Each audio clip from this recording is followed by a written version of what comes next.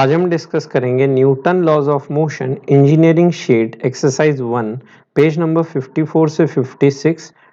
आपके 28 क्वेश्चन से 33 फिर 36 एंड 38 क्वेश्चन पे। तो चलिए क्वेश्चन नंबर 28 से शुरू करते हैं। 28 आते हैं। In the arrangement shown mass of block B and A is 2m and m। तो बी का मास क्वेश्चन में गिवन है हमें, लेट्स से आपको 2m करके दिया हुआ है, बी का मास 2m और ए का मास m करके दिया हुआ है। आगे लिखा है surface between B and floor is smooth, कोई फ्रिक्शन नहीं। B is connected to C, ये सी मास को अटैच किया गया by means of string pulley system. If whole system is released, जैसे छोड़ा गया, find minimum value of mass C so that A remain stationary. C का mass पता कीजिए ताकि ए स्टेशनरी रहेगा। तो सी का हमने मास लेट से बोल दिया कैपिटल एम, जो हम निकालना चाहते हैं, ताकि ए बी के रिस्पेक्ट में है ना, A remain stationary with respect to B. A B के रेस्पेक्ट में स्टेशनरी और friction coefficient between A and B हमें गिवन है म्यू करके। क्या करते हैं, चलिए एफबीडी बनाना शुरू करते हैं। सबसे पहले इस सी बॉडी का अगर मैं आपको एफबीडी बना के दिखाऊं, ये सी बॉडी रही, इस सी बॉडी का मास m है, तो नीचे की तरफ तो इसका वेट लगेगा mg और ऊपर के डायरेक्शन में रस्सी के द्वारा टेंशन T मेरा ऊपर लगेगा। तो इसका एफबीडी से हम देख सकते हैं T मेरा बन के आ गया mg। नेक्स्ट हम बात करते हैं इस पूरे का, है ना, a plus B combined mass का अगर हम एफबीडी बनाने जाएं, तो चलिए a plus B combined mass का एफबीडी बनाते हुए, तो ये a plus B mass combined mass हो गया 2m plus m which is your 3m। अब यहाँ पे अगर हम बात करें, ये जैसे ही मास को छोड़ा जाएगा, रिलीज किया गया हो, मतलब ये एक्सेलरेट नीचे करेगा और ये एक्सेलरेट नीचे करेगा तो पूरा सिस्टम एक्सेलरेट आगे करेगा। अब ये क्योंकि एक्सेलरेट नीचे करेगा तो इस पे सूडो फोर्स ऊपर की तरफ लगेगा। तो यहाँ पे T प्लस एम ए जो होता वो mg होता, तो T आता मेरा mg माइनस एम ए। हम लिखते T प्लस एम ए बराबर mg, तो यहाँ पे T निकल के आता है mg माइनस एम ए। अब यहाँ पे अगर बोलूं तो ये पूरा सिस्टम A से आगे एक्सेलरेट करेगा और इस पूरे सिस्टम पे बस एक ही फोर्स है हॉरिजॉन्टल डायरेक्शन में, टेंशन। सरफेस और फ्रिक्शन B जो है कांटेक्ट जो ग्राउंड के साथ, वो तो फ्रिक्शनलेस है। और हम कह सकते हैं कि यहाँ पे A और B के बीच जो फ्रिक्शन लगेगा वो इंटरनल फोर्स होने के कारण नहीं ड्रॉ करना है। तो इस पूरे सिस्टम पे एक ही फोर्स लग रहा है आगे के डायरेक्शन में, टेंशन, जो बैलेंस करेगा पीछे के डायरेक्शन के सूडो 3ma को। तो हम बोल सकते हैं T इज इक्वल टू, दूसरा इक्वेशन आया 3ma, इसको इक्वेशन नंबर 1 कह देते हैं लेट से, और ये इक्वेशन नंबर मेरा 2 चल रहा है। नेक्स्ट हमें पता करना है लेट से कैपिटल M कितना होगा। कैपिटल M चाहिए, मतलब हमें यहाँ पे लेट से अभी अपने को T की वैल्यू अगर रख भी देते हैं तो हमें A की वैल्यू चाहिए। A की वैल्यू के लिए अब हम इसका एफबीडी बनाने जाते हैं, इस ब्लॉक A का एफबीडी बनाया जाए। तो A ब्लॉक का एफबीडी अगर मैं दिखाऊं आपको, A ब्लॉक के एफबीडी में क्या सिचुएशन होगा, चलिए A ब्लॉक का एफबीडी ये m मास रहा, तो यहाँ पे कहा जा सकता है ये B के कारण नॉर्मल जो लगेगा A पे वो तो आगे की तरफ लगेगा, और यहाँ पे कह सकते हैं ये पूरा सिस्टम एक्सेलरेट आगे कर रहा है राइटवर्ड्स, तो A मास भी राइट साइड में एक्सेलरेट करेगा, जिसके वजह से सूडो इस स्मॉल m पे पीछे लगेगा ma। नेक्स्ट इसका वेट mg नीचे लगेगा। एंड नेक्स्ट चीज हम बात करें कि यहाँ पे जो फ्रिक्शन होगा, अगर फ्रिक्शन के डायरेक्शन की बात करें तो अगर फ्रिक्शन नहीं होता बॉडी नीचे स्लाइड करता, रोकने के लिए इस B और A के करस्पॉन्डिंग फ्रिक्शन ऊपर लगेगा, जिसकी वैल्यू हम जानते हैं म्यू n करके। और n अगर हॉरिजॉन्टल डायरेक्शन बैलेंस करें तो n आया ma, तो n की वैल्यू रख दी जाए तो this is mu ma। y direction balance करके f हो गया mg, तो यहां से लिखा जा सकता है mu ma is equal to mg। तो यहां से एक्सेलरेशन की वैल्यू तो मेरे पास आ गई g बाई म्यू, इसको इक्वेशन नंबर 3 कह देता हूं। अब इक्वेशन नंबर 1, 2 एंड 3 से अब मैं क्या करता हूं, इन्हें सिंप्लीफाई करता हूं इन सभी इक्वेशंस को और चेक करते हैं क्या आता है। देयरफॉर हम लिख सकते हैं यहाँ से टेंशन की वैल्यू उठा के यहाँ रख दी जाए, लेट से इस वाले इक्वेशन में रखते हुए यहाँ पे रखते हैं, तो T इज इक्वल टू हमने रख दिया 3ma is equal to, right side में दिख रहा है mg minus m into A. हमें कैपिटल M पता करना है, तो कैपिटल M आया 3m into A divided by denominator में बन गया g माइनस ए, और a की जगह g बाई म्यू रख दिया जाए तो यहाँ से m की वैल्यू आ गई 3m into this is g divided by mu divided by denominator में लिख सकते हैं g minus g divided by mu. अब इसे सिंप्लीफाई करते हैं, एलसीएम लेते हैं, तो यहाँ से अपने पास आ गया therefore m is equal to let's say 3m divided by, numerator से g और डिनोमिनेटर से g कॉमन निकल के कैंसिल हो गया, और डिनोमिनेटर में मेरे पास बन के आ गया सिंप्लीफिकेशन पे म्यू माइनस 1, तो 3m divided by mu minus 1, जो मुझे ऑप्शन नंबर सी करेक्ट दिख रहा है। तो ये रहा इस क्वेश्चन 28 का सॉल्यूशन। चलिए क्वेश्चन को एनालाइज किया जाए। क्वेश्चन है आपका, ये पूरे सिस्टम को जैसे ही छोड़ा गया, तो ये छोड़ा गया तो नीचे एक्सेलरेट करेगा, ए से नीचे आएगा तो इसमें टी ऊपर और एम ए ऊपर, नीचे एम जी लग रहा था। क्वेश्चन पूछा था ए बी के रिस्पेक्ट में स्टेशनरी रहे, उसके लिए इस कैपिटल एम की वैल्यू जो हमने यहाँ पे सिंप्लीफिकेशन पे निकाल के दी है। तो एक इक्वेशन टी ऊपर एम ए ऊपर नीचे एम जी को बैलेंस करेगा, तो T equal to M G minus M A. अब हमें टी भी नहीं पता, ए भी नहीं पता, दो अननोन बचे हैं, तो दो इक्वेशन, एक इक्वेशन इस दोनों को कंबाइंड सिस्टम मान लो ए प्लस बी को, इस ए प्लस बी पूरे सिस्टम का मास हो गया 3m, एक्सेलरेट आगे करेगा सूडो फोर्स 3m है पीछे, और टेंशन टी आ गया, तो टी बराबर 3m लिख दिया जाए, this is another equation. And तीसरा इक्वेशन, इस बॉडी ए का एफबीडी बनाया जाए, तो इस ए के एफबीडी पे इस बी के द्वारा सरफेस के परपेंडिकुलर आगे नॉर्मल, एक्सेलरेट ए भी आगे करेगा जिसकी वजह से सूडो एम ए पीछे, नीचे इसका वेट एम जी, ऊपर फ्रिक्शन म्यू एन लिखते हैं। एन की बात करें, एन आ गया M A, mu M A आया। अब ये म्यू एम ए मेरा एम जी नीचे वाले वेट को बैलेंस करेगा, स्टेशनरी बोला है मतलब नेट फोर्स 0, तो ए की वैल्यू जी बाई म्यू। अब इन तीन इक्वेशन को 1 2 एंड 3 इक्वेशन को सिंप्लीफाई करना है। चलिए सिंप्लीफाई करते हैं, तो यहाँ पे t की वैल्यू यहाँ ला के रख देते हैं, तो यहाँ से मेरा आ गया t है ना 3ma mg माइनस mu है ना, और यहाँ पे मुझे आंसर चाहिए सिंप्लीफिकेशन पे m और म्यू के टर्म में known quantities, therefore option number C is your correct answer. यहाँ तक स्क्रीनशॉट लें। क्वेश्चन नंबर 29 आते हैं। Car is going at a speed of 6 metre per second when it encounters a slope let's say 15 metre, slope of angle 30 degree. तो यहाँ पे इसका length दिया हुआ है हमें 15 मीटर इस स्लोप का, और एंगल ऑफ इंक्लिनेशन क्वेश्चन में गिवन है 30 डिग्री। Friction coefficient between road and tyre 0.5 दिया हुआ है। Driver applies the brakes, minimum speed of the car with which it can reach the bottom. तो कम से कम कितनी स्पीड से ये नीचे पहुंचेगा।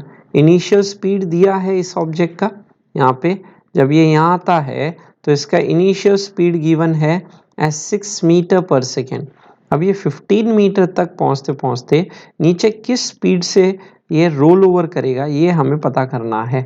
लेट्स से तो यहाँ क्या कर सकते हैं, यहाँ पे सबसे पहले अगर हम बात करें एक्सीलरेशन अगर आ गया तो s पता है, u पता है, a पता चल जाएगा तो v आ जाएगा। अब एक्सीलरेशन निकालते हैं, तो चलिए एक्सीलरेशन की बात करें, उसके लिए हमें इसका एफबीडी से लेट्स से नेट फोर्स हमें चेक करना पड़ेगा, इस पे कितना लगेगा। तो चलिए नेट फोर्स इस ब्लॉक पे अगर हम बात करें, अगर इंक्लाइंड सरफेस पे कोई ब्लॉक रखा गया हो जिसका एंगल ऑफ इंक्लिनेशन थीटा है, तो हम जानते हैं डाउन द इंक्लाइन आपका लगता है एम जी का साइन थीटा, और इस डायरेक्शन में आपका लगता है लेट्स से एम जी का लिखा जा सकता है एज कॉस थीटा। सरफेस के परपेंडिकुलर ऊपर के डायरेक्शन में लगेगा हमारा नॉर्मल रिएक्शन एन, और क्योंकि रिलेटिव मोशन नीचे की तरफ हो रहा है जिसके वजह से इस पे जो फ्रिक्शन लगेगा वो लगेगा हमारा ऊपर के डायरेक्शन में। और क्योंकि नीचे आते आते हम कह सकते हैं अगर लेट्स से नीचे जब बॉडी आ रहा होगा तो यहाँ पे म्यू की वैल्यू अगर मैं बात करूं 0.5 है, ना। नॉर्मल रिएक्शन बात करें mg cos थीटा है और उसके हिसाब से हम चेक करते हैं कि mg sin थीटा वाला फैक्टर बड़ा है या म्यू एन वाला फैक्टर बड़ा है। उसके हिसाब से हम देख सकते हैं कि ये एक्सेलरेटिंग होगा या डिसेलरेटिंग सिचुएशन होगा।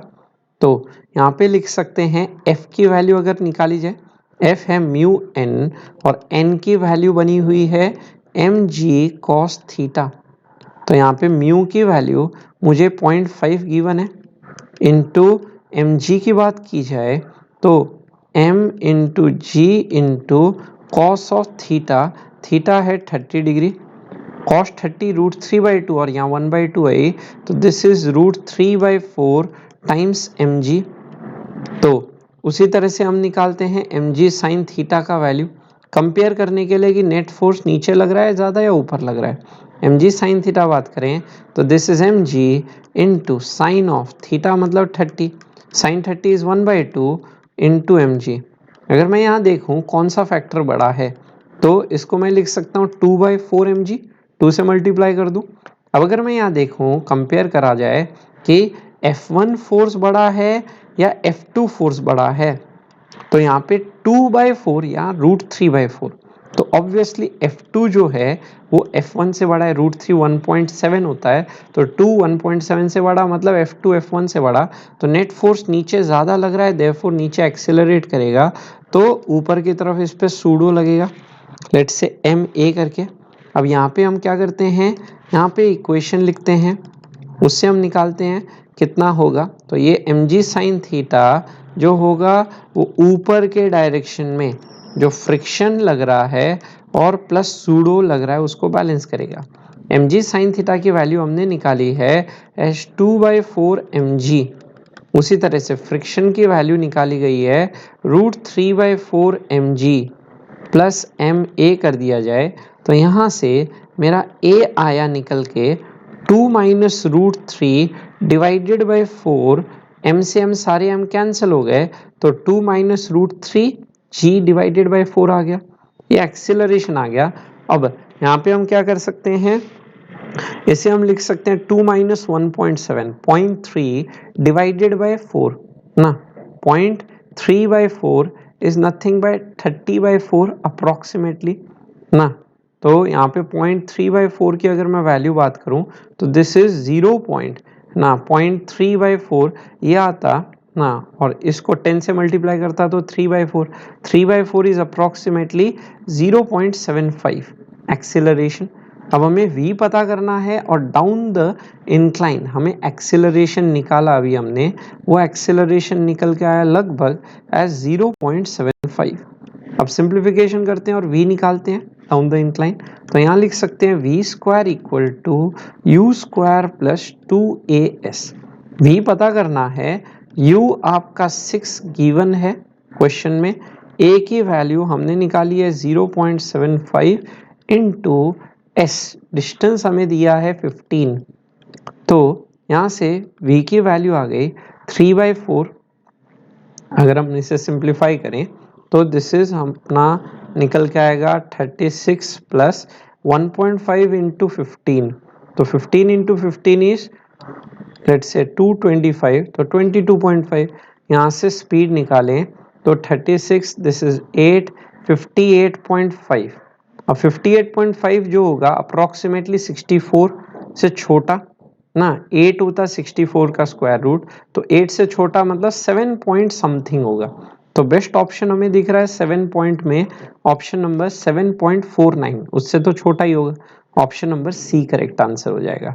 तो 29 का आंसर हो जाता है हमारा ऑप्शन सी। चलिए क्वेश्चन को समझते हैं, क्वेश्चन क्या कह रहा था। क्वेश्चन में गिवन था एक कार है ना, इस यहाँ पे अप्रोच कर रही है 6 मीटर पर सेकेंड से, डाउन द इंक्लाइन आती है at length of 15 metre travel करते हुए, और पूछा गया है जब वो नीचे स्लिप करती है तो इस पोजीशन पे उसकी स्पीड कितनी हो जाएगी।